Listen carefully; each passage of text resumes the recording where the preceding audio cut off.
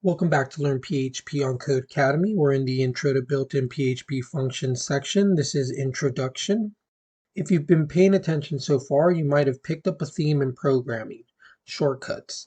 Defining our own functions gives us an easier way to repeat similar code throughout a program, but some tasks are so common that the language comes with them by default.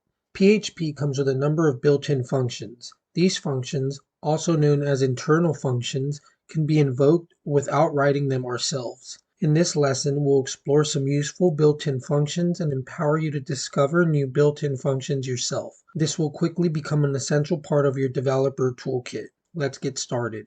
Instructions say, we've been using echo to print information to the console. Echo is not a function, it's a language construct. But one little PHP quirk is that we can use it in a way that looks a lot like invoking a function. We can wrap an argument for echo in parentheses. Echo can also be used to print multiple string arguments. But unlike a function, for this feature to work, we must not wrap them in parentheses. Take a look at the code editor. We've provided some examples of using echo with and without parentheses.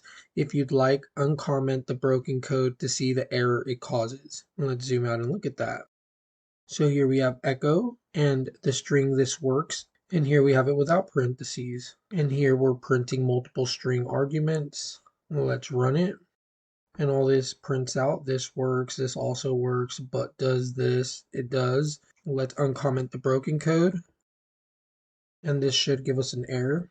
And we do get a parse error. And the main thing that they're mentioning to us here is that PHP comes with a number of built-in functions. These functions are also called internal functions, and they can be invoked without writing them ourselves. In this lesson, we're going to learn more about built-in functions, and it's going to empower us to discover new built-in functions ourselves. As long as you're understanding that, you're getting this introduction, and I'll see you in the next one.